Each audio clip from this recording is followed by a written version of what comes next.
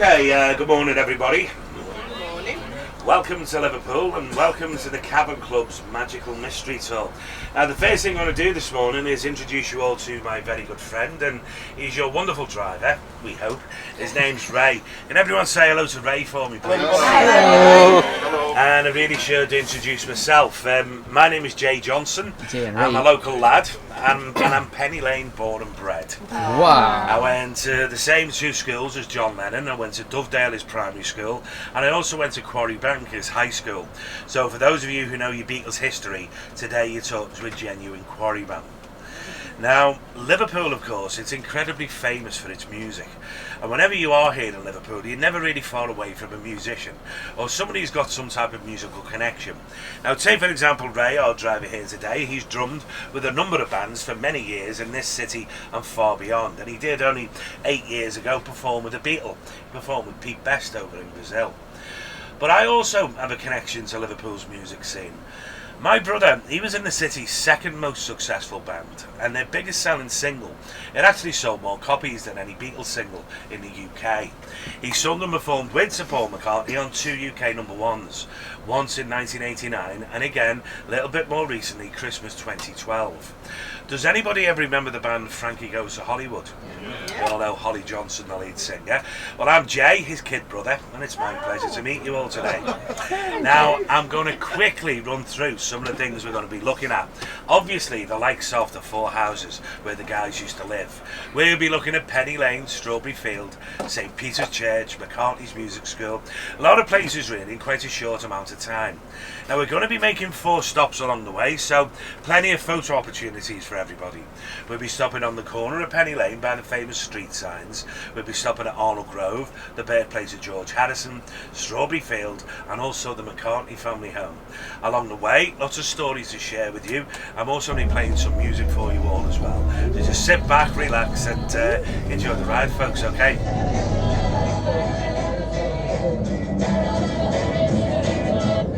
Okay, now we're going to start off by taking you all way back to the mid-1950s. In fact, 1956, when John Lennon and a group of his high school friends, they decided to start a skiffle rock and roll band off. In this country, during the mid-1950s, a lot of young people, they were getting very much disillusioned with the likes of big band music and even jazz music to a certain extent.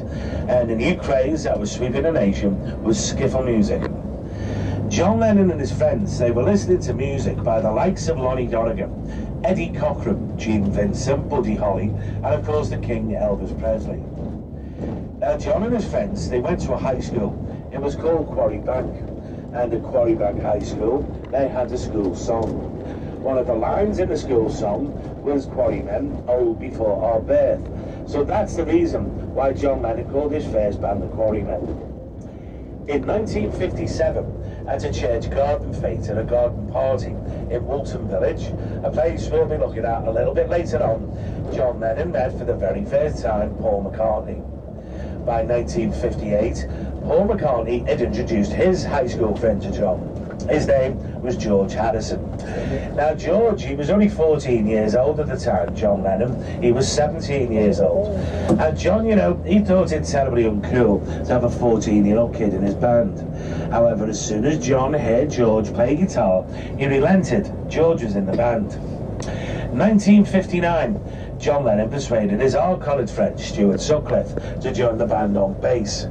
And during the very early days, there were a number of name changes to the band. They called themselves the Blackjacks, the Quarrymen, Johnny and the Moondogs, the Silver Beatles. But by 1960, the band had evolved into the Beatles. And in August 1960, Pete Best joined the band on drums, and off they went to Hamburg, Germany for the very first time. Little did they realise they'd come back to Liverpool some 17 weeks later, a completely different band. Now, unfortunately for Pete Best, it wasn't to last too long. In August 1962, he was called into Brian Epstein's office, the Beatles manager, and he was told he was no longer required for the band. Now, Pete Best, of course, he was absolutely devastated, and so were a lot of the local fans here in Liverpool. Fights broke out at the Cavern club. George Harrison was given a black eye by one of his own fans, and there were demonstrations down Madren Street. And the Beatles, they were subject to chants from the fans. The chant was, Pete forever, Ringo never. And on the 18th of August 1962, in Hume Hall, Port Sunlight Village, on the opposite side of the river here, Ringo Starr played for the very first time as an actual Beatle. You know, it didn't take long at all for the local fans to take to Ringo, with his rock-steady drumming, his hi-hat, his four-to-the-floor bass drum, and let's not forget his very famous personality. We're going to listen to a little bit of music now, and this really was the type of music that was influencing John Lennon and the Quarrymen. Now, this track is a rare track of John's rendition of Lonnie Donegan's Rock Island Line. Story about the Rock Island Line.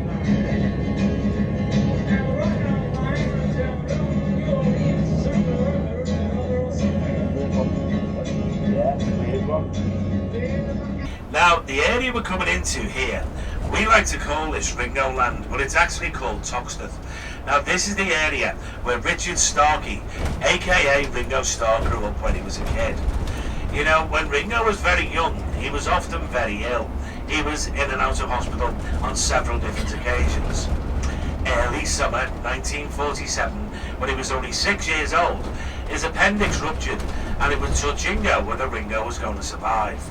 You know, the doctors told his mother Elsie on at least 3 different nights that Ringo wasn't going to make it through the night. He did, but he had to spend 6 months in hospital. At the end of them 6 months, just about recovering, he managed to fall out the hospital bed. He then had to spend a further 6 months in hospital. A few years later, he got tuberculosis. In total, Ringo spent nearly 2 years in hospital. So when he was growing up, he did miss a lot of schoolwork.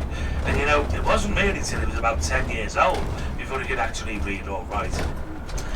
Now, you're going to notice coming up on the left-hand side here that we're going to be passing row after row of streets, and all the houses that are being renovated. Now, the local authority, they wanted to demolish all these houses, and they wanted to build new ones. They said it was going to be more cost-effective to demolish and rebuild than have to renovate every single one of them. However, you know, there's been a problem. Number 9, Madren Street, is the birthplace of Ringo. So for over 10 years, there was an ongoing campaign to try to save the house. You know, that campaign, it put the project at a complete standstill. And it was only a couple of years ago we were told that the houses will be saved, and as you can see, they started being renovated. But if you look to the left-hand side here, now this is Madren Street. Ringo was born inside the house. That, of course, makes Ringo the oldest member of the band, 3 months older than John Lennon. And if you look halfway down Arnall Grove on the right hand side of the street, you'll notice a pink and white house. Now that one's number 10. That's the place where Ringo lived from when he was 4 till he was 23 years old. Now also here, if you look closely at the gold lettering above the central window of the pub, it tells us that this building appeared on the sleeve of Ringo Starr's first solo album. On the left-hand side, St. Sarah's Primary School, the primary school that Ringo first attended. So we are now only about half a mile or so away from the bottom end of Penny Lane. Perfect opportunity to let you know a little bit about the history of Penny Lane. I'll be talking about the Beatles connection, why they wrote the song, a little bit later on. But Penny Lane, the actual street, it's named after a guy called James Penny. 200 years ago, James Penny was a wealthy landowner and a shipping merchant. He used to import cotton through Liverpool docks, and he used to supply the Lancashire cotton mills. Now, James Penny was also responsible for bringing a number of slave ships through Liverpool docks. He was also a slave trader. He picked them up from Africa. They'd come to Liverpool. It was the gateway to the United States. Now, a few years ago, 2006 it was, there was a local councillor, a politician, a lobby, a group of people being very much politically correct. And they said, Penny Lane celebrates James Penny. James Penny was a slave trader. Therefore, the city is celebrating the slave trade. and you really should change the name of Penny Lane. Well, could you imagine the trouble that would have caused one of the most famous streets in the world? Our city fathers said, listen, we're real sorry what happened 200 years ago. However, you cannot rewrite history, and no, we're not going to change the name of Penny Lane. So what they did instead, in 2007, they actually opened a slavery museum down at the Albert Dock. And they said, it's so much better that we talk about it than pretend it didn't happen and just change the name of a street. We're now going to be making our way to not just any lane, we're going to be making our way into Penny Lane. Now, there are a couple of things to be wary of. You know, there will be cars turning left and right. There's also a small bicycle lane. And believe me, the bicycles, they won't stop for you. So, Penny Lane, the street is just here on the left. It's approximately half a mile long. You know, it is just a quick 5-minute photo stop this moment. You had your photograph taken. Please make your way back to the bus. Yeah, this is the one with the signature. What did he sign? Someone here. Yeah, this one. Yeah. No. Yay! It's another famous moment from the carpool karaoke with Paul McCartney. There's his signature. That's lovely.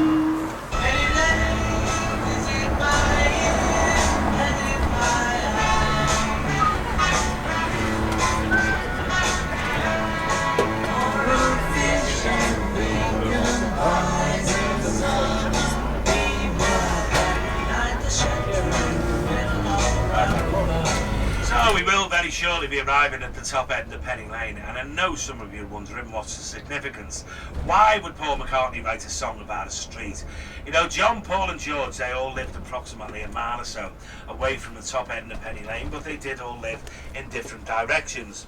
So the top of Penny Lane, it was the hub, the central meeting place, the place where they would have gone shopping for food with the mothers when they were very young children, the place where they would have hung out. And in the middle of the roundabout, a pretty nurse sells poppies from a tray. Just ahead of us, the white building with glasswork on the top of it, originally a tram terminus. To the right of that, you got the blue and white sign of the TSB Bank. The banker never wears a Mac in the pouring rain. Very strange, the famous Penny Lane banker. 50 yards ahead of us on the left-hand side as we go round this next bend, take a look out for Tony Slavin, the barber shop, the famous Penny Lane barbers. Basically, what the song's all about, the various different local people coming in and out of this barber shop on the left-hand side. Now, originally it was an Italian barber. His name was Bialetti. Old Harry, he lived above the barber shop. Now, coming up ahead of us this time on the right-hand side, it is actually the second road coming up on the right. It's called Newcastle Road. And if you look up Newcastle Road, the fifth door, left-hand side, number 9, Newcastle Road, the next road on the right here. Now, this is the place where John Lennon was not only conceived, it's also the place where John spent the first 5 years of his life living at that address. It was originally the Stanley family home, Julia's mother and father's house. Now, the house had sold about 5.5 years ago now, and it was auctioned off at the Cavern Club. A mysterious American bidder, thought to be the Lennon estate, paid £480,000 for the house. Now, the true market value at the time, it was £150,000, so there really was quite a premium to pay, just because John spent the first 5 years of his life at that address. Now, we will, of course, be looking at John's main house a little bit later on. But the next place we're going to take a look at is number 12, Arnall Grove. And on the 25th of February 1943, George Harrison was born at number 12, Arnall Grove. When George lived here, there were 4 children, mother and father, 6 people, only 2 bedrooms.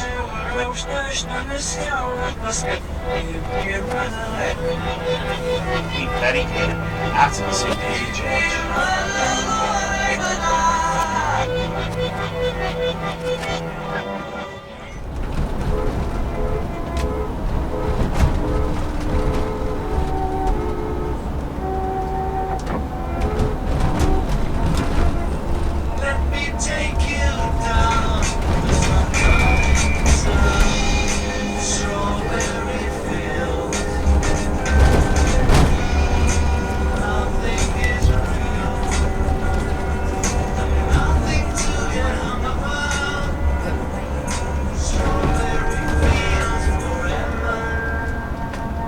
Now there's a line in the song and it says, "And there's nothing to get hung about, strawberry fields forever." The reason why John put the line in the song is because of his aunt. His Aunt Mimi would often say to him, if they catch you up the tree looking at the girls, they're going to hang you. So it's nothing to get hung about, strawberry fields forever. In 2002, Yoko Ono, she bought this house, donated it to the National Trust. So the National Trust now own 2 of the 4 Beatles houses, both John Lennon's and also Paul McCartney's. Now, if you look closely at the house, you'll notice underneath the big bedroom window there that there is a blue plaque. And it's the only one of the Beatles houses that gets a blue plaque. Now, John lived in the house for a total of 18 years. It also means that John lived here longer than he ever lived anywhere else. Now, if you notice the small window on the left-hand side, that was John Lennon's bedroom. Directly underneath that window, there's a small porchway and a black door. Now, that's the place where John used to practice playing his guitar. His Aunt Mimi used to complain about the noise. She used to put him there in the porchway. Now, John, he said he didn't mind. He said the acoustics were very good inside that porchway. But as famously in the porch, his Aunt Mimi once said to him, she said, "It's all well and good, this guitar thing, John, but you're never going to make any money out of it." Well, in 1965, when John became very rich and very famous, his aunt was getting pestered, bothered and mithered by Beatle fans when she was living at this house. You know, people, they were coming from all over the world, just like they do now, to see where John Lennon lived. So enough was enough, and he decided to buy his aunt a new house. And he bought her a house in the south coast of England, Poole in Dorset, overlooking the harbour, an area called Sandbanks, some of the most expensive real estate in the world. Now, John, he bought the house for his aunt, but he actually never told her about it. He pretended he was going to take her there on holiday for the very first time. And John took her down there, and he pre-arranged for a special plaque to be put above the fireplace. And he carried her suitcases through the front door, and Mimi went to read the plaque. The plaque said, "It's all well and good, this guitar thing, John, but you're never going to make any money out of it." It was something, you know, he never ever let her forget. Back in those days when he was away on tour, he'd write letters home to his aunt, and he'd often remind her of the words she once said.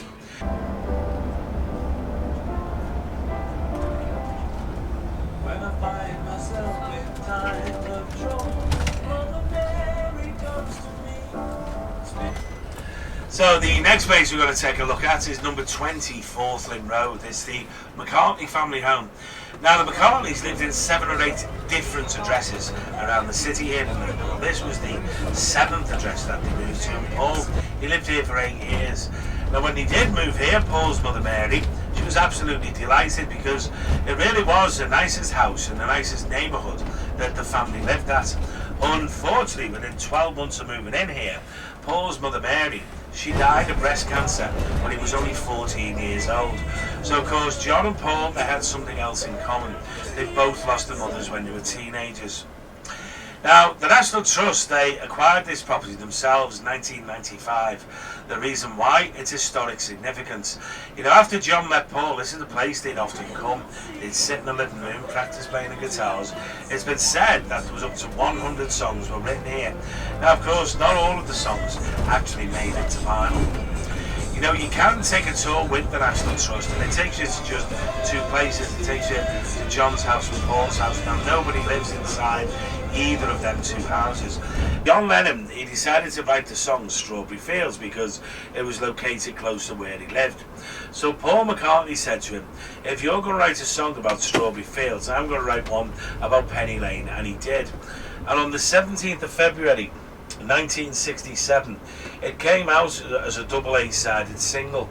There was Penny Lane on one side and Strawberry Fields on the other. Now, 2 truly great Beatles songs. You know, most countries in the world, that record, it shot straight to number 1, but it didn't hit in the UK. It actually only got as high as number 2. And it was kept off number 1 spot by, wait for it, Engelbert Humperdinck's Please Release Me, of all things. Now, would anybody like me to play Engelbert Humperdinck's Release Me? Good, because you got no chance. Absolutely no chance whatsoever. So, over on the right, the Royal Liverpool Philharmonic Orchestra, the world's 3rd oldest music society.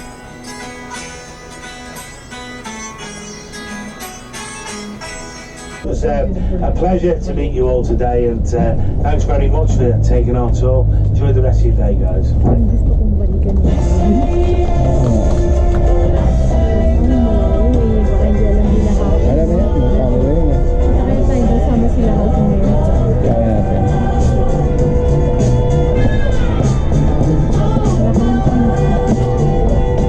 Wala, di naman tayo tinuro eh.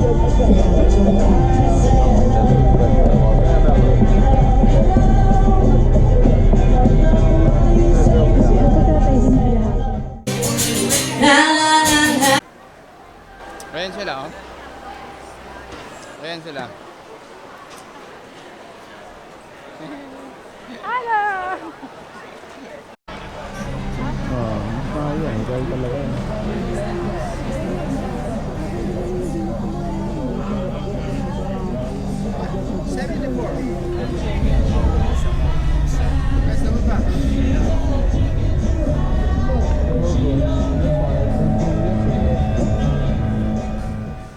Expensive. See? 67. Baka madami yan. How much is this? History yun eh. I don't know. Bad. Pero mahal pa din. Eh, Michael Jackson yun. Ito yung sinasabi ng husband niya na may picture sa front. Baka yan. Oo, yung sabi niya, yung may, or hindi siya plain black. Same lang din palang ba? Mostly ganun. Sa Mga Dubai, 300. yung Hindi monthly. binabayaran ko eh. Mga 300. Pagbago. Pagkasama ko. Same lang. Oh, ganun din. Pero hindi yun unlimited ah. Ito unlimited eh. Yan, unlimited. Yeah. Woo! Tingnan natin. 14. Oo nga eh. 15? Ano yan, libro? Libro.